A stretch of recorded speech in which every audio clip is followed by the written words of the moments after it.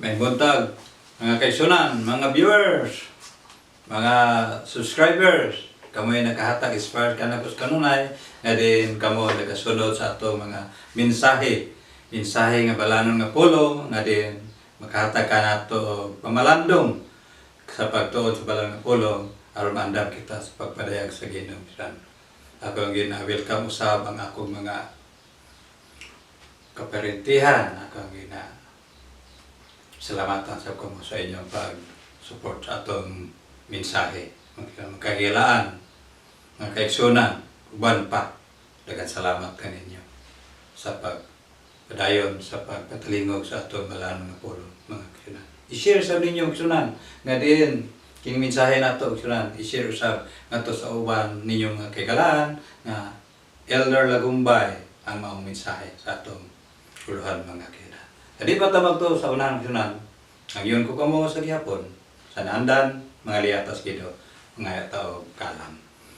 Among gamhanang, may Diyos nga mahan, ni kabuntagan Lord, sa kanunayan kami dangog kanimo. Labi na sa pagtuon usahay, sa balang mga pulong, gihay kami sa Holy Spirit kino, madasig kami.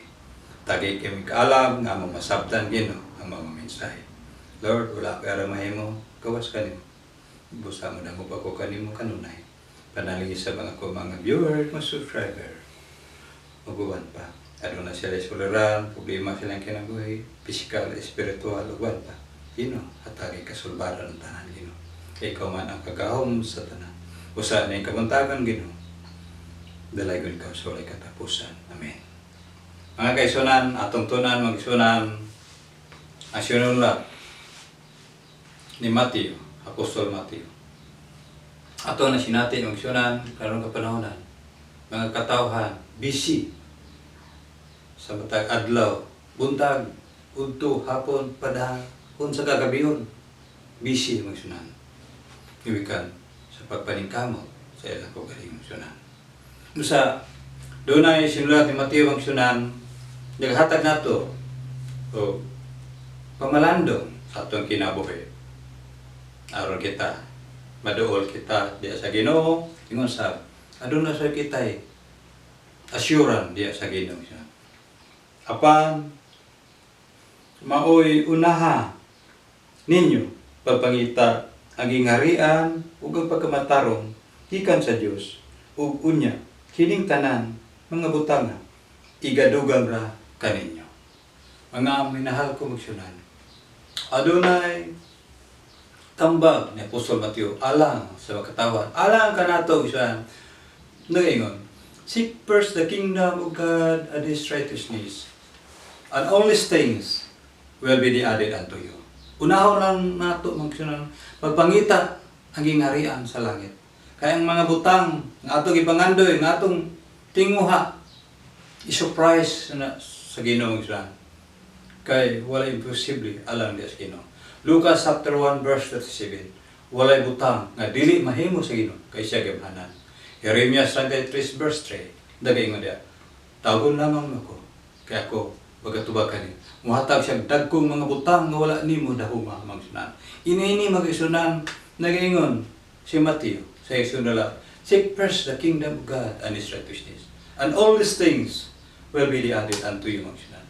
Mga kaisunan, sa balaang kasulatan, daghang mga katawhan nga gitawag ni Ginoong Hesus, labi na katupat ka mangingisda, lang Pedro, sila Simon, mga kaisunan, uban pa, si Alipio, ang iyang makauban mo na. Gitawag ni Ginoong, yumuon ko kamo, nga mangingisda tao. Wala sila balibad, magsunan, nisunod sila Ginoong. Ingon sabi si Mateo, magsunan, magbubuhis, samtang siya nagalingkod, gitawag siya. Mateo, uban ka kanako, wala siya magdumili, isunod siya. Inaana magsunan ang mga katawhan sa anong panahon. Sa pagtawag sa Ginoo, isunod sila sa Ginoo. Muna ingon nga, giuna nila ang pagpangita ang gingharian sa langit untang ang mga butang ila sa hiklin, ang ilang mga nagisubat pa diya, ilang hiklin sa unang nga panahon sunan. Sunod sila sa Ginoo.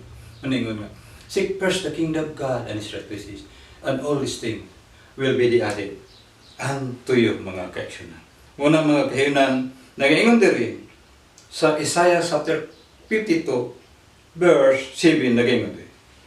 Pagkatahom sa ibabaw sa kabukiran, sa mga tiil, ni adto nagdala sa mga maayong balita, nga nagmantala sa pakigdait, nga nagdala o mga maayong balita sa kaayuhan, nga nagmantala sa kaluwasan, nga nag-ingon sa Sion ang imong Diyos, maga hari mga piyon. Pagkatahom ang sunan, ingon si Propeta Isaias, kato magkatawhan, nga nagalakat kato sa kabukiran, nagadamantala sa bala ng mga pulong sunan. Pagkatahom ang sunan. Usa mga kaigsunan, ingon si Mateo, unahalan ang pangita ang gingharian sa langit o pagkamataro. Kaya ang tanan butang igadugan ra. Mga kaigsunan usahay, adun natin kabalakab sunan. Umikan sa atong kawadon, kalisod. Unahon nato ang material sa mga igsunan. Mahimo pa, kapoy atong lawas, mo overtime pa yun. 24 hours pa yun. Dili magkuntito sa 16 hours. 24 hours para mga kaigsunan. Sahay, mabot ang panahon. Ang atong lawas din na kaya. Mahawas lang yapon ang atong mga tinigom. Mahurot lang yapon mo gasto. Umikan, dili naman maayo ang atong maglawas.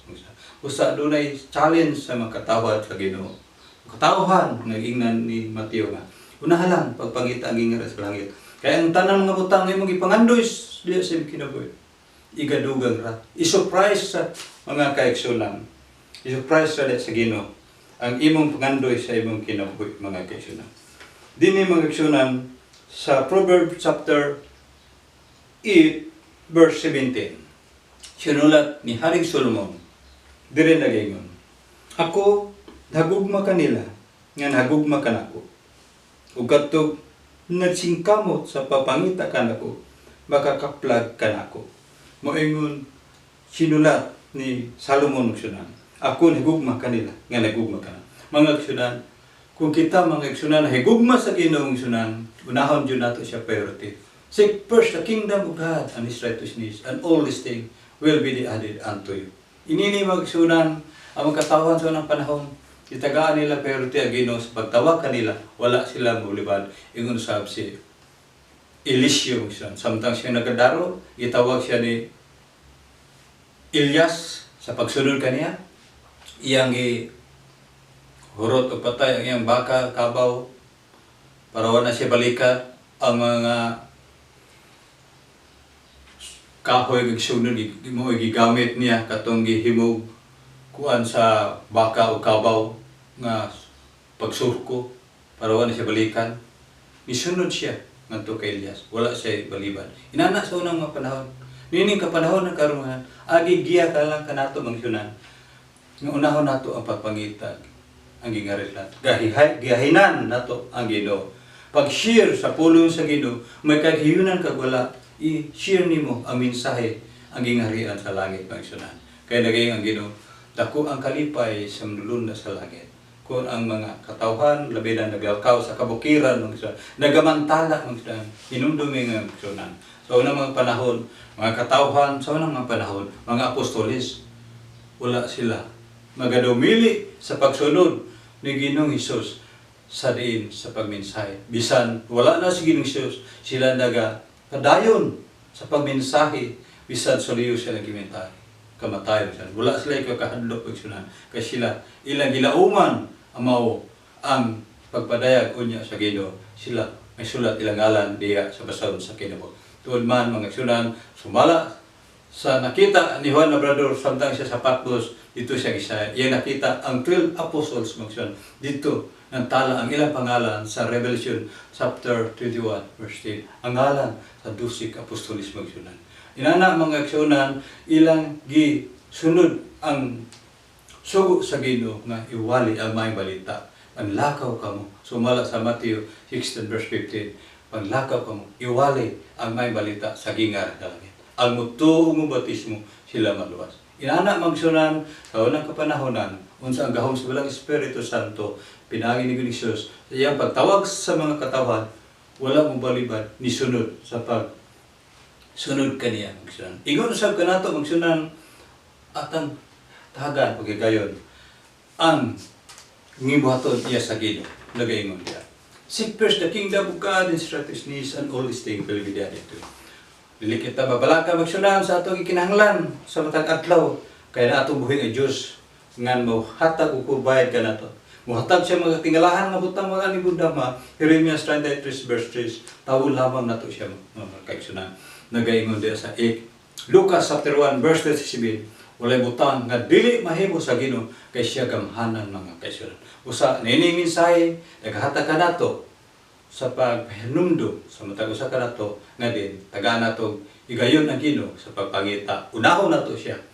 Seek first the kingdom of God and His righteousness, and all these things will be added unto you. Hinautod ta magsunan, pinaagi ni mensahe mahatag kanato o pamalandong sa matag usa kanato nga din aduna ditay bahin ngadto sa Ginoo magsunan. Daghang salamat. God bless kaninyong tanan.